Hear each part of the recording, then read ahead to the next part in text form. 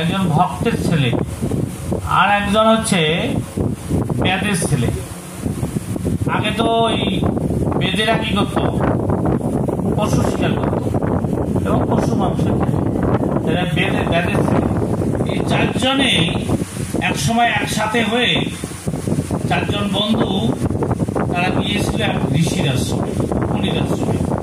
সেই মুনি ছিলেন ত্রিকালদর্শী, তিনি সব জানেন, সব বুঝতে পারেন। তাহলে মনির আশ্রমে গিয়ে এই চারজন তারা প্রশ্ন করছে যে আসলে আমরা আমাদের জীবনে আমাদের কি করা উচিত, এটা হলো প্রশ্ন।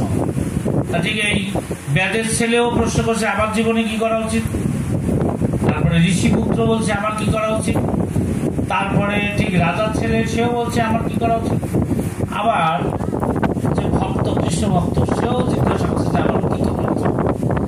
সেই ঋষি তখন তাদেরকে একটা কথা বলছে যে আসলে তোমাদের এই চারজনের অবস্থাটা কেমন, আমি সেটা বর্ণনা করে শোনাবো। তার আগে তোমরা শোনো কি, যে তোমাদের কারো এদিক আছে তা অধিক নাই, আবার কারো অধিক আছে কিন্তু এদিক নাই।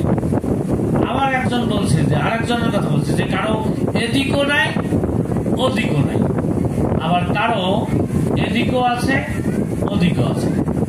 তা ওদের এই ধরনের কথা শুনে ও দিক বিদিক হারাই গেছে যে কি বলে। বলছে যে তোমাদের অবস্থাটা হচ্ছে যে কারো এদিক আছে অধিক নাই, কারো অধিক আছে এদিক নাই, কারো এদিকও নাই অধিকও নাই, আর কারো এদিকও আছে ওদিকও আছে। তা তখন তোমরা কি জানো, তোমরা কি বোঝো, আমি তোমাদের এরকম, আমি যেহেতু ত্রিকালদর্শী, আমি এটা দেখতে পাচ্ছি। তো ওরা তো বুঝতে পারছে না যে কি বাপ, এদিক কি ওদিক কি, ওদিক কি এদিক কি, এদিকও নাই ওদিকও নাই, এদিকও আছে ওদিক, ওরা বুঝতে পারছে না। তখন আবার জিজ্ঞাসা, না আমরা তো কিছুই বুঝতে পারি নাই, তা আপনি আমাদেরকে মানে বিষয়টাকে ভালো করে বুঝিয়ে বলুন। তারপরে বলছে মানে পরের পয়েন্টে রাজার ছেলেকে ডেকে বলছে যে জানো, তোমার কখনোই মরা উচিত না, কারণ মরাটা কিন্তু তোমার জন্য দুর্ভাগ্য, তুমি চিরঞ্জীবী হও, বেঁচে থাকো। আচ্ছা, এটা বলছে রাজার ছেলেকে। রাজার ছেলেকে বলছে তুমি চিরজীবী হও, তুমি মরবে না। আর একজন ঋষিপুত্র, যে সেই ঋষিপুত্রকে বলছে তোমার এক্ষুনি মরা উচিত, তোমার বেঁচে থেকে কোনো লাভ নাই। তারপরে ঠিক আসছে সেই ইয়ের পুত্র, কি বেদের পুত্র, তাকে বলছে তোমার মরারও দরকার নেই, তোমার বাঁচারও দরকার নেই।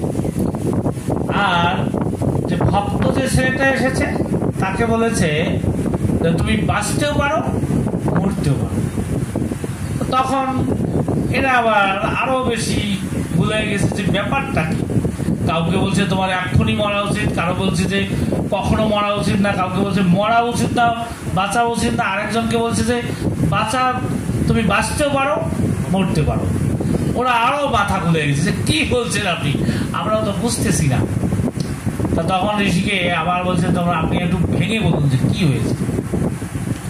তা তখন রাজার ছেলেকে ঋষি বলছেন, দেখো তোমার পূর্ব জন্মে অনেক শক্তি ছিল, এই জন্য তুমি জন্মের থেকেই সুখী আছো। তুমি রাজার ছেলে, সোনার চামচ মুখে নিয়ে তোমার জন্ম হয়েছে, কিন্তু তুমি এই জন্মের পরে কোনো ধর্মকর্ম করনি, শুধু পূর্ব জন্মের কর্মের ফল ভোগ করার জন্য তুমি রাজপুত্র হয়েছে।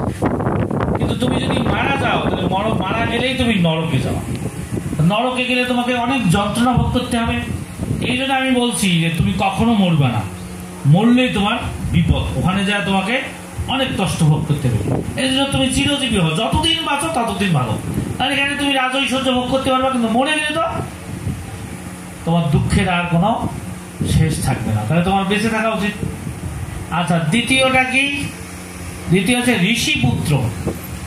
ঋষিপুত্র কি আসলে তারা সেই তার পিতার থেকে এমন শিক্ষা লাভ করেছে যে অনাহারে অনিদ্রায় তারা অনেক মানে ঠিক পুরো ঘরের মধ্যে না খেয়ে কঠোর সাধনা করে, এখানে কোনো সে সুখ ভোগ করে না, কোনো সুখ নেই, শুধু অনাহারে অনিদ্রায় সে সাধনা করে।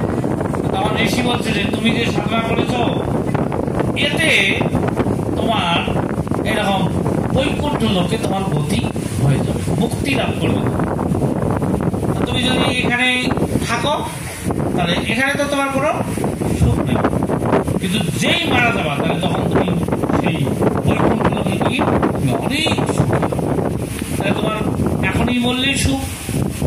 আমি ত্রিকালদর্শী ব্যক্তি, আমি বুঝতে পারছি, মরলেই তুমি ওখানে অনেক সুখে থাকবে, কিন্তু এখানে তুমি সুখে থাকতে পারছো না। আর এখন আসছে কি ব্যাতের পুত্র। ব্যাতের পুত্রকে বলছে দেখো তোমার তো এখানে কোনো ঐশ্বর্য নাই, সম্পদ নাই, গাছতলায় বাস করো, হত দরিদ্র, আর খাও কি পশু মাংস।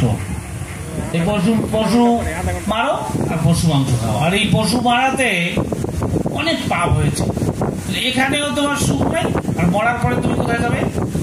নরকে যাবে, ওখানে গিয়েও তোমার সুখ নেই। তোমার মরলেও বিপদ, বাঁচলেও বিপদ, মরারও দরকার নেই, বাঁচারও দরকার। এইবার দুইটা তো তিনটে গেল। এখন ভক্ত যে তাকে দেখে বলছে দেখো তুমি বাঁচতেও পারো, মরতেও পারো। কেন? তুমি যদি বেঁচে থাকো তাহলে তুমি কার ভজন করবে? হরি ভজন করবে। আর তোমাদের গৃহের মধ্যে যেহেতু ভগবানের মন্দির আছে, তা তোমরা কার সেবা করছো? ভগবানের সেবা করছো। আর এখানে যেহেতু স্বয়ং ভগবান তোমাদের গৃহের মধ্যে অবস্থান করছে, এই জন্য তোমাদের গৃহটাই গোলক বৃন্দাবনে পরিণত হয়েছে। তাহলে তোমার এখানেও সুখ। আর যদি তুমি মারা যাও তাহলে মারা গিয়ে গেলে যাবা কোথায়? মারা গেলেও তুমি গোলক বৃন্দাবনে যাবা, তাহলে সেখানেও তোমার নিত্য সুখ। তাহলে তুমি বাঁচলেও তুমি ভগবানের ধামে আছো, মরলেও তুমি ভগবানের ধামে আছো। তাহলে এখানেও তোমার আনন্দ, সেখানেও তোমার আনন্দ। এজন্য তোমার বাঁচতেও পারো, তুমি মরতেও পারো। আমি কি আপনাদেরকে বুঝাতে পারছি? এই ঋষি যে কথাটা বলছে, এটা ত্রিকাল ঋষি তিনি সত্য কথাটা বলছে কিনা।